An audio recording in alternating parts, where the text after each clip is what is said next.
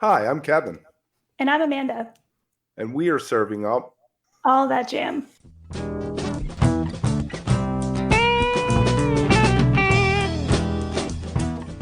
A lighthearted look at the weekend jam bands. Where we break down the jam scene's biggest stories, Talk new bands upcoming tours. and show reviews. A little laughing, some hot takes, and an always positive message for the community.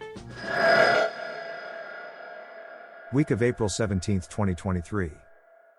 Spring is in full swing, and we are back with the mid-April edition of All That Jam. This week we have our interview with Soulive's Alan Evans. He has his own label. He talks to us a little bit about getting off the road and also running a label in general. And we're going to do the top 3 stories of the week in just a minute. Did you get out to see anything this week, Amanda? You know what, Kevin? I had a pretty quiet week, but this next weekend coming up is going to be pretty busy. Have a couple different things going on. How about you? I'm sure you had some fish time. I watched both Fish shows, and we did the after shows over on Walk Plus, and God, 3 in the morning, it's so late.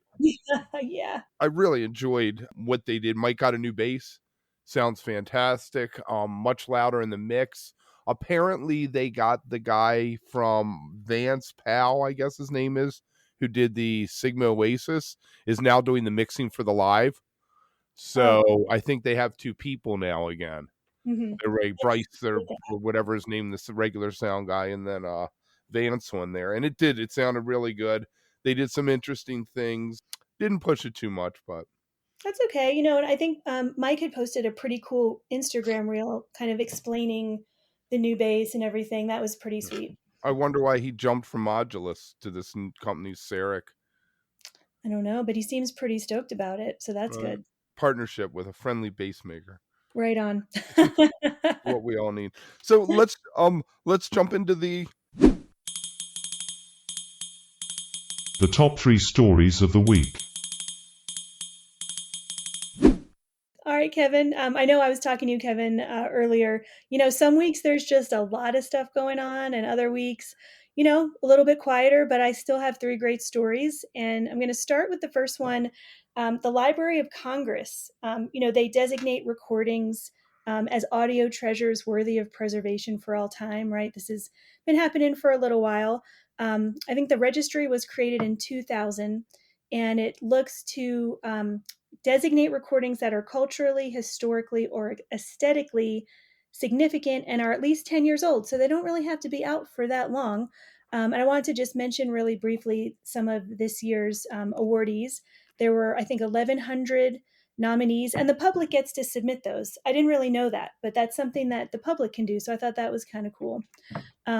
This is the first time, though, that a video game soundtrack has been selected, and it's the Super Mario Brothers theme.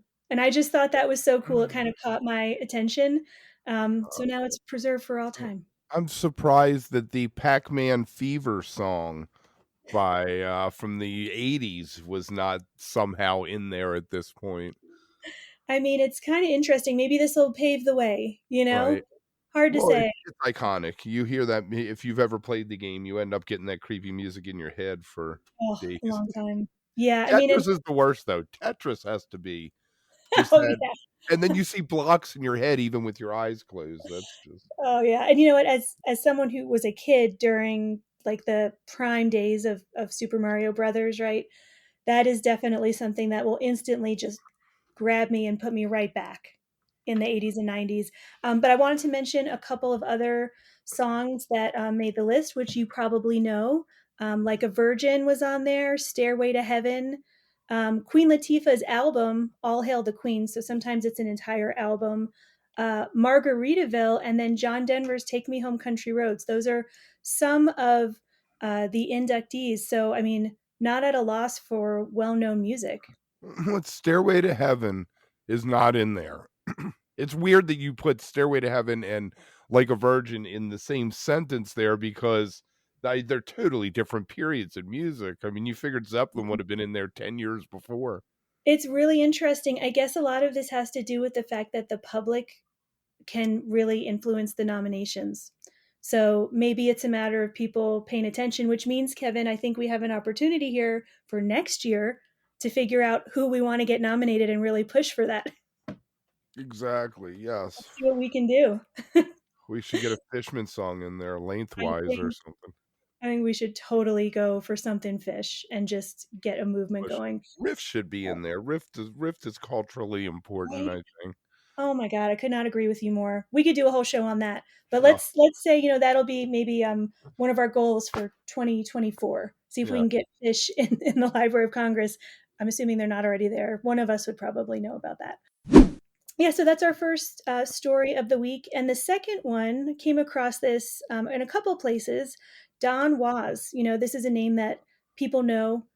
He's kind of a renowned musician, producer, and the president of Blue Note Records. Now he is a festival curator. So he added that to his resume. He's recruited some of his favorite artists to perform some pretty unique sets as part of a festival called WasFest, which is going to be coming to Boston June 23rd through the 25th. So it's the first year that he's doing this.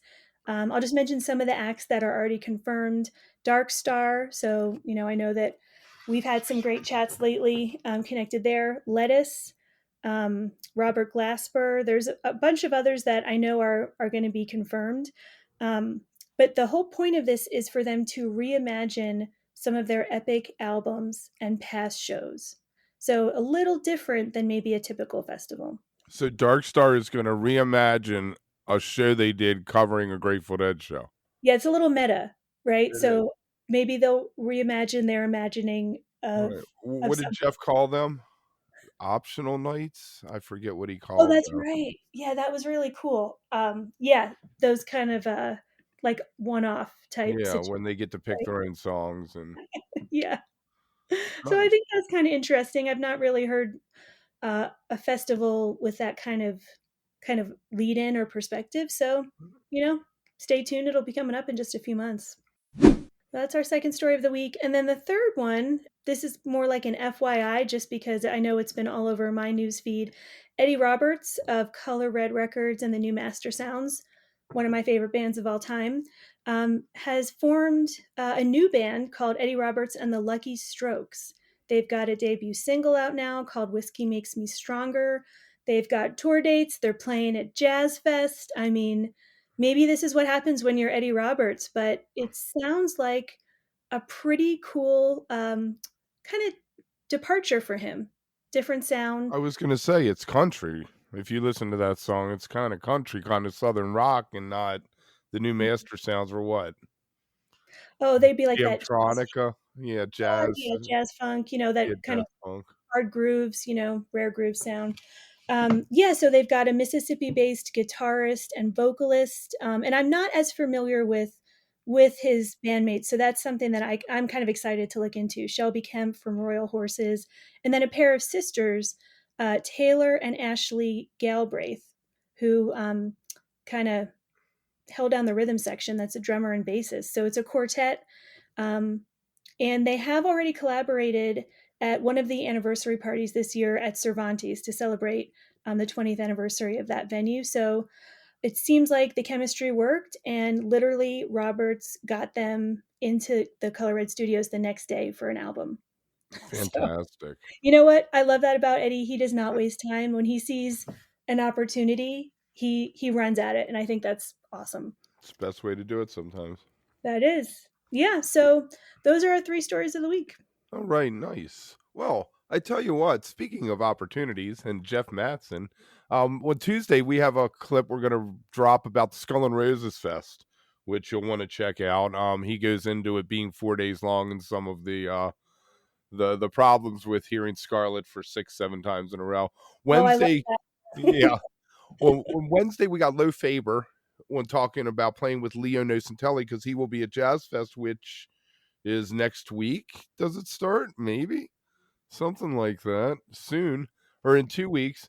Thursday, the New Orleans Suspects on their Jazz Fest plans. Friday, Mike Dillon on his Jazz Fest plans. Do you see a theme here? And then on Saturday, we're going to have Jono Manson talking about nightingales in the early days with Spin Doctors and Blues Traveler, God Street, all that. And then next Monday we'll have Natalie Brooke. I know we've had a few clips of her on. We're both really big fans.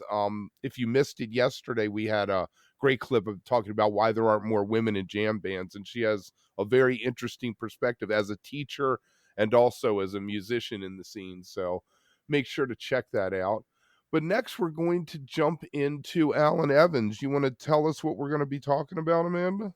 Oh yeah, I'd love to. So I have to say this is one of the, I think for me, one of the best conversations we've had, and they're all so great. But I feel like Alan really just brought a lot of honesty and really kind of a, I think a good positive attitude and openness to talking with us. So the interview, which I know is a little bit longer than maybe the other ones we air, we're gonna hear him talk about his thoughts on spending years on the road and what it's like to kind of stop that, right? Getting off of that wheel, so to speak, of touring on the road and his feelings on that. So let's take a listen to that and hear what he has to say.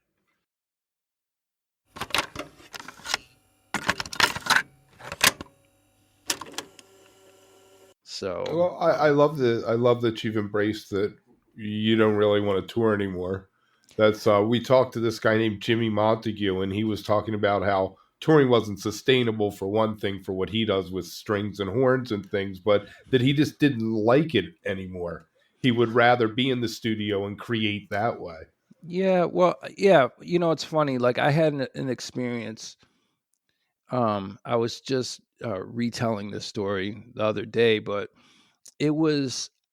I remember Soulive. We had a run right around Valentine's Day, so almost in 2020. So basically, right before everything, just we all know.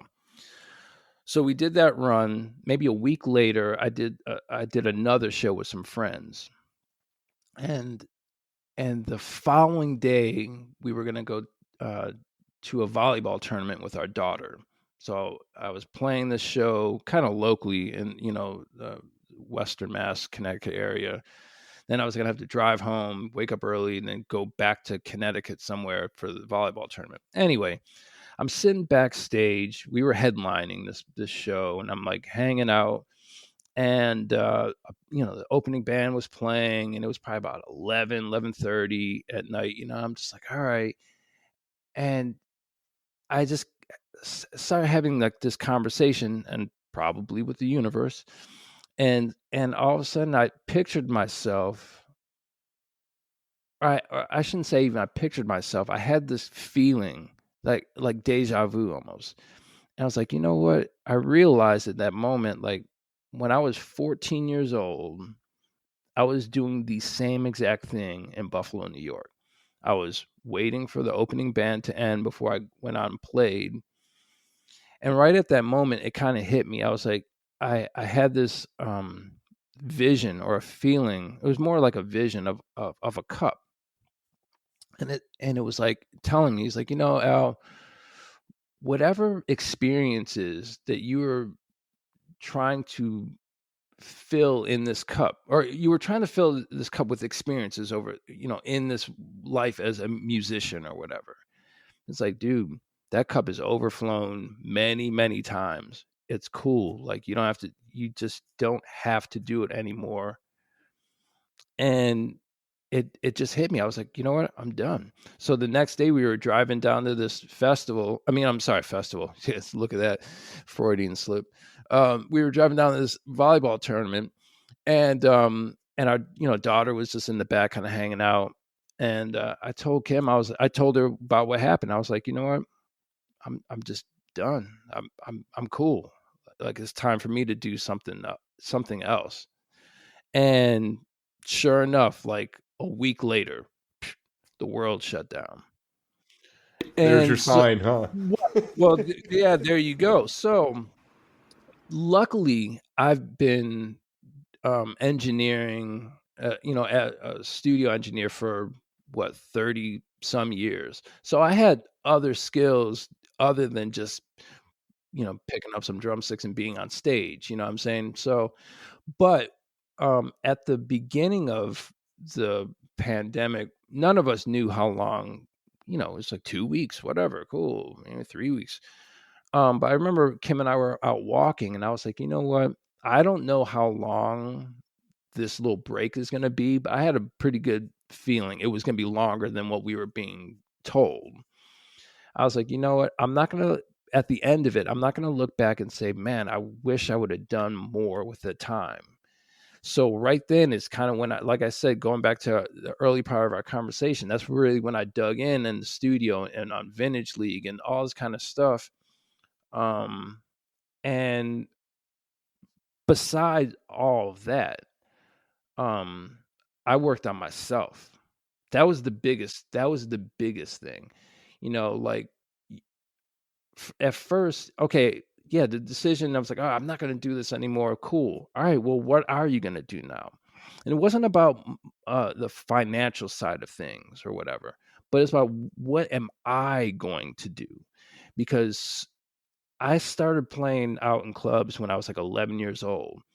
I never made the decision to become a musician. It just kind of this what I always did, and all of a sudden it's like I'm not going to do it anymore. And so much of what I thought, and many people, and any if they've done anything for a long period of time, they will tell you that sometimes it's hard to separate the self from what you're doing. You think that's what you are. There's a lot of kind of ego stuff to kind of deal with. And so I realized I had to work on that first. I had to ex, I had to learn or accept who I was, not the musician, not the song or the whatever, but just me. So that was an amazing kind of journey in itself, and then I really I was meditating quite a bit during those times. I really got back to exercising, being in a routine. I mean, I thought I was healthy. I was, in terms of a touring musician, I was definitely on the. I was cool, you know what I'm saying, but I wasn't exactly where I wanted to be, mentally, physically, and so I took that time to work on all that stuff. So now, to be honest, you it's easy for me to say I'm done touring, and it has nothing to do with my lack of love for me. I love music. I love creating. Um, but it just got to a point where I'm at a point now where there's only so much of myself I can share with people. You know what I mean? And But you are with what you're doing in the studio. It's the of Steely course, Dan effect, you know? It's of course, of course. Look, I mean, I also knew when I was younger that, and I'm not trying to throw shade on anybody. Everybody's path is different, but I knew I wasn't going to be 80 years old on stage somewhere. I knew that. Like I didn't know when I was going to not do that any longer, but I knew that just from experiences I had when I was younger. So, oh, so and so's coming through town. We're gonna go check them out, and you're like, yeah, that wasn't like like the record, or what I'm saying, like cats get older, and not everybody stays on the level. You know what I mean? Or not many people keep progressing, keep building. It's tough. That is really tough. And I just knew that I didn't want to make the sacrifices to attempt that. It just wasn't in my nature. You know what I'm saying? Like I so again, everything kind of worked out the way it did, and I'm extremely happy. I had a great run of being on being on the road and doing traveling and meeting great people and seeing great places. Forever grateful for that experience. But um I'm cool to do some other things now. So All right, pretty good stuff. I think that somebody like Alan Evans, who's done so much in the scene, definitely has an interesting perspective. And I appreciated all his honesty about his personal kind of philosophy where he's at right now on the whole touring question. Want to make sure to remind everyone out there who's listening to like, follow, subscribe, check us out at All That Jam Pod, and that's on Facebook, Twitter, Instagram. I feel like we've been getting a lot more momentum recently, especially on Instagram, and just appreciate all that. Also, you can find us on any podcast platform as well, and reviews help so much. So make sure you're downloading and listening, and let us know what you think. And I know we've got a lot more here from Alan. So Kevin, why don't you take us into the next clip? Well, he has Vintage League Music, and they started Highwire, which we'll have a clip of that coming up in the future. But just getting into the inner workings of running a label and the difficulties that we all label owners and people in the industry face with streaming being the dominant way to consume music and not actual physical stuff, and how do you stay afloat? So let's check that out, and we'll see you on the other side.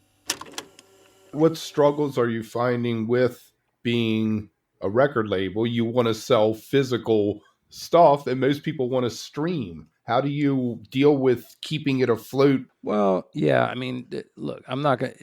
It is a struggle. There's no doubt about that. So on there's two things. On the physical side, we actually, our label and our supporters are actually supporters of vinyl specifically.